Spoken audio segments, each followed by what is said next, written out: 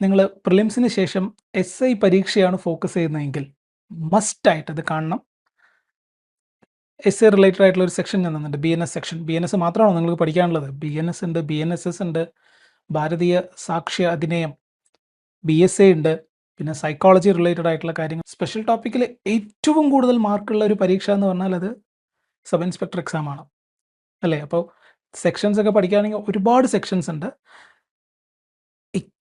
ബെസ്റ്റായിട്ട് concept നിങ്ങൾക്ക് വളരെ clear ആയിട്ട് പറഞ്ഞു തരാനായിട്ട് ഹ്യൂമൻ പ്ലസ് ഒരു AI അപ്രോച്ചാണ് PSCMethod.com ചെയ്യുന്നത്.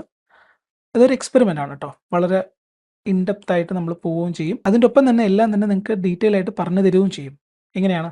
ആദ്യം എന്താണ് സെക്ഷൻ എന്ന് നിങ്ങൾ മനസ്സിലാക്കണം. BNS സെക്ഷൻ ഞാനിവിടെ തന്നിട്ടുണ്ട് 303. ഇതിനുശേഷം എൻ്റെ ഒരു AI അസിസ്റ്റൻ്റ് ഉണ്ട്. അദ്ദേഹത്തിന് ഞാൻ ഇട്ട പേര് സ്റ്റീഫൻ റൊണാൾഡ് എന്നാണ്. ഓരോ വ്യത്യസ്തമായ പേരുകൾ നമുക്കിനി വരും. ആദ്യത്തെ അസിസ്റ്റൻ്റെ പേര് സ്റ്റീഫൻ റൊണാൾഡ്. സ്റ്റീഫൻ റൊണാൾഡ് നിങ്ങൾക്ക് സെക്ഷൻ 303 എന്താണെന്ന് എക്സ്പ്ലെയിൻ ചെയ്യും വിത്ത് എക്സാമ്പിൾ. നമ്മളൊരു സാധനം വെറുതെ എടുത്താൽ അത് എപ്പോഴാണ് നിയമത്തിന്റെ കണ്ണിൽ മോഷണം എന്ന വലിയൊരു കുറ്റമായി മാറുന്നത്? അതിനൊരു നിയമപരമായ പാചകവിധി തന്നെയുണ്ട്. അതെന്താണ് നമുക്ക് നോക്കിയാലോ? അപ്പോൾ ഈ ഒരു വിശകലനത്തിൽ നമ്മൾ എന്തൊക്കെയാണ് നോക്കാൻ പോകുന്നതെന്ന് വെച്ചാൽ, ആദ്യം എന്താണ് മോഷണം എന്നുള്ള നിയമം, പിന്നെ അതിൻ്റെ ആ 5 പ്രധാന ചേരുവകൾ എന്തൊക്കെയാണെന്ന് നമ്മൾ കാണും. കുറച്ച് കൺഫ്യൂസിംഗ് ആയ സാഹചര്യങ്ങൾ നിയമത്തിലെ ഉദാഹരണങ്ങൾ വെച്ച് തന്നെ നോക്കും. മോഷണവും അല്ലാത്തതും തമ്മിലുള്ള വ്യത്യാസം, പിന്നെ പിടിക്കപ്പെട്ടാൽ എന്താണ് സംഭവിക്കുകയെന്നും നമ്മൾ ചർച്ച ചെയ്യും.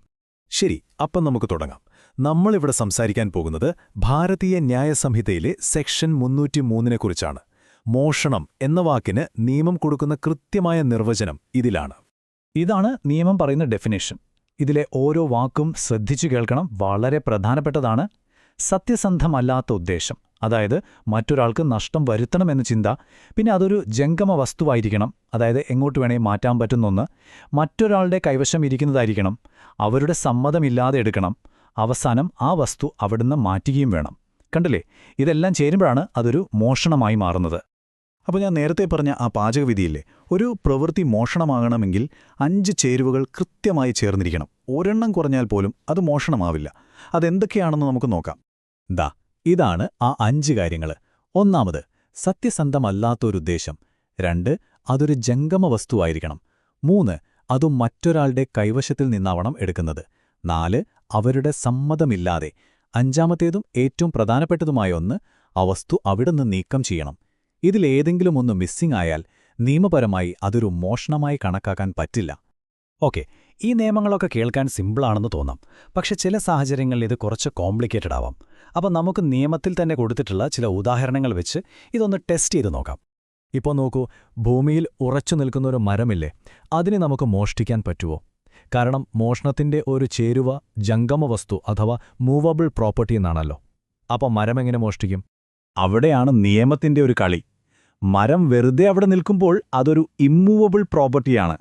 പക്ഷേ എപ്പോഴാണോ ഒരാൾ ആ മരം വെട്ടി നിലത്തിടുന്നത്, ആ നിമിഷം അത് മൂവബിൾ അഥവാ ജംഗമ വസ്തുവായി മാറി. അതായത് മോഷണം എന്ന കുറ്റകൃത്യത്തിന്റെ ഒരു സ്റ്റെപ്പ് അവിടെ പൂർത്തിയായി. അടുത്ത ചോദ്യം ഇതിലും രസമാണ്. ഒരു സാധനം മോഷ്ടിക്കണമെങ്കിൽ അതിൽ തൊടുക തന്നെ വേണോ? ഇപ്പോൾ ഒരു നായയെ ബിസ്ക്കറ്റ് കാണിച്ച് കൂടെ കൊണ്ടുപോയാൽ അത് മോഷണമാകുമോ? നമ്മളതിനെ തൊടുന്നില്ലല്ലോ. ഉത്തരം അതെ എന്നാണ്. നിയമം വളരെ വ്യക്തമായി പറയുന്നുണ്ട്, ഒരു മൃഗത്തെ ചലിക്കാൻ പ്രേരിപ്പിക്കുന്നത് നമ്മളതിനെ നേരിട്ടെടുത്തു മാറ്റുന്നതിന് തുല്യമാണ്. അതുകൊണ്ട് ആ നായയെ കൊണ്ടുപോകാനുള്ള ഉദ്ദേശത്തോടെ നിങ്ങൾ പ്രലോഭിപ്പിച്ച് അത് നിങ്ങളെ പിന്തുടരാൻ തുടങ്ങിയ ആ നിമിഷം വസ്തു നീക്കം ചെയ്യൽ എന്ന ചേരുവ അവിടെ പൂർത്തിയായി. മോഷണം നടന്നു കഴിഞ്ഞു. അപ്പോൾ സാഹചര്യം എത്രത്തോളം പ്രധാനമാണെന്ന് നിങ്ങൾക്കിപ്പോൾ മനസ്സിലായി കാണുമല്ലോ. ഒരേപോലുള്ള 2 കാര്യങ്ങൾ നിയമത്തിന്റെ കണ്ണിൽ ഒന്ന് മോഷണവും മറ്റേത് മോഷണമല്ലാതെയുമായി മാറാം. നമുക്ക് അങ്ങനത്തെ ചില ഉദാഹരണങ്ങൾ നോക്കാം. ഈ ഒരു താരതമ്യം ശ്രദ്ധിക്കൂ. ഒരാളുടെ വീട്ടിലെ മേശപ്പുറത്തൊരു മോതിരമിരിക്കുന്നു. അതാ വീടിന്റെ ഉടമസ്ഥന്റെ കൈവശം അഥവാ പൊസിഷനിലാണ്. നിങ്ങളതെടുത്താൽ അത് മോഷണമാണ്. എന്നാൽ ഒരു പൊതുവഴിയിലൊരു മോതിരം കിടക്കുന്നത് കണ്ടാലോ, അതാരുടെയും കൈവശത്തിലല്ല. അത് നിങ്ങളെടുത്താൽ മോഷണം എന്ന് കുറ്റമാവില്ല, ഒരുപക്ഷെ വേറെന്തെങ്കിലും ആവാം. അപ്പോൾ കൈവശം എന്ന വാക്കിനാണ് ഇവിടെ പ്രാധാന്യം. ശരി, ഇനി കുറച്ചുകൂടെ കൺഫ്യൂസിംഗ് ആയൊരു ചോദ്യം ചോദിക്കട്ടെ. ഒരാൾക്ക് അയാളുടെ സ്വന്തം സാധനം മോഷ്ടിക്കാൻ പറ്റുമോ? കേൾക്കുമ്പോൾ തന്നെ എന്തോ പ്രശ്നമുണ്ടല്ലേ? പക്ഷേ ഇത് സത്യസന്ധമല്ലാത്ത ഉദ്ദേശം അഥവാ ഡിസോണസ്റ്റ് ഇന്റൻഷൻ എന്താണെന്ന് മനസ്സിലാക്കാൻ സഹായിക്കും. അതിന് ഉത്തരം പറ്റും എന്നാണ്. ഒരു ഉദാഹരണം പറയാം. നിങ്ങൾ നിങ്ങളുടെ വാച്ച് ഒരു കടയിൽ പണയം വെച്ചു. ആ കടക്കാരന് കടം തീർക്കുന്നതുവരെ ആ വാച്ച് കൈവശം വയ്ക്കാൻ നിയമപരമായി അവകാശമുണ്ട്. നിങ്ങൾ കടം വീട്ടാതെ ആ കടക്കാരൻ അറിയാതെ ആ വാച്ച് എടുത്തോണ്ട് വന്നാൽ അതെ, അത് മോഷണമാണ്. കാരണം നിങ്ങളുടെ ഉദ്ദേശം സത്യസന്ധമായിരുന്നില്ല. ഓക്കെ, അപ്പോൾ മോഷണം എന്താണെന്നും അതെങ്ങനെയൊക്കെ സംഭവിക്കാമെന്നും നമ്മൾ കണ്ടു. ഇനി ഈ കുറ്റം ചെയ്താൽ എന്തായിരിക്കും അതിന്റെ പ്രത്യാഘാതങ്ങൾ? നിയമം എന്ത് ശിക്ഷയാണ് വിധിക്കുന്നത്? മോഷണക്കുറ്റത്തിനുള്ള അടിസ്ഥാന ശിക്ഷ 3 വർഷം വരെയുള്ള തടവാണ്, അല്ലെങ്കിൽ പിഴ. ചിലപ്പോൾ രണ്ടും ഒരുമിച്ചും വിധിക്കാം. പക്ഷേ ഒരാൾ ഈ കുറ്റം ആവർത്തിക്കുകയാണെങ്കിൽ നിയമം കുറച്ചുകൂടി കർശനമാകും. രണ്ടാമതോ അതിൽ കൂടുതലോ തവണയാണ് പിടിക്കപ്പെടുന്നെങ്കിൽ കുറഞ്ഞത് 1 വർഷം മുതൽ പരമാവധി 5 വർഷം വരെ കഠിന തടവും പിഴയും കിട്ടാം. എങ്കിലും ഈ പുതിയ നിയമത്തിൽ വളരെ പ്രധാനപ്പെട്ട ഒരു മാറ്റം വന്നിട്ടുണ്ട്, പ്രത്യേകിച്ച് ചെറിയ മോഷണങ്ങളുടെ കാര്യത്തിൽ. ആദ്യമായിട്ടാണ് ഒരാൾ കുറ്റം ചെയ്യുന്നതെങ്കിൽ മോഷ്ടിച്ച വസ്തുവിന്റെ വില 5000 രൂപയിൽ താഴെയാണെങ്കിൽ അവർക്കൊരു പ്രത്യേക ഇളവ് ലഭിക്കും. ഈ ഇളവ് എന്താണെന്ന് വെച്ചാൽ അവർക്ക് തടവ് ശിക്ഷയ്ക്ക് പകരം സാമൂഹിക സേവനം വിധിക്കാം. അതായത് സമൂഹത്തിന് പ്രയോജനമുള്ള ഏതെങ്കിലും ജോലി സൗജന്യമായി ചെയ്യുക. പക്ഷേ അതിനൊരു കണ്ടീഷനുണ്ട്: മോഷ്ടിച്ച സാധനത്തിന്റെ വില തിരികെ കൊടുക്കണം. അപ്പോൾ നമ്മൾ ഇതുവരെ സംസാരിച്ച കാര്യങ്ങൾ പെട്ടെന്നൊന്ന് ഓർത്തു നോക്കാം. മോഷണത്തിന് 5 നിയമപരമായ ചേരുവകൾ വേണം. 5ഉം ഒത്തുചേർന്നാലേ കുറ്റമാവൂ. കൈവശം, സത്യസന്ധമല്ലാത്ത ഉദ്ദേശം തുടങ്ങിയ വാക്കുകൾ വളരെ പ്രധാനമാണ്. ചിലപ്പോൾ സ്വന്തം വസ്തു മോഷ്ടിക്കുന്നതുപോലും തെറ്റാകാം. ശിക്ഷയാകട്ടെ സാമൂഹിക സേവനം മുതൽ വർഷങ്ങളോളം തടവ് വരെ പോകാം.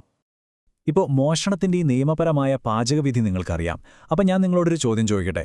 നമ്മൾ സുഹൃത്തുക്കളുടെ കയ്യിൽ നിന്ന് അടിച്ചോണ്ടു പോകുന്ന സാധനങ്ങളും യഥാർത്ഥ മോഷണവും തമ്മിലുള്ള ആ അതിർവരമ്പ് അതെവിടെയാണ്? അതിനുശേഷം നമ്മൾ കുറച്ച് ചോദ്യങ്ങൾ അനലൈസ് ചെയ്യും.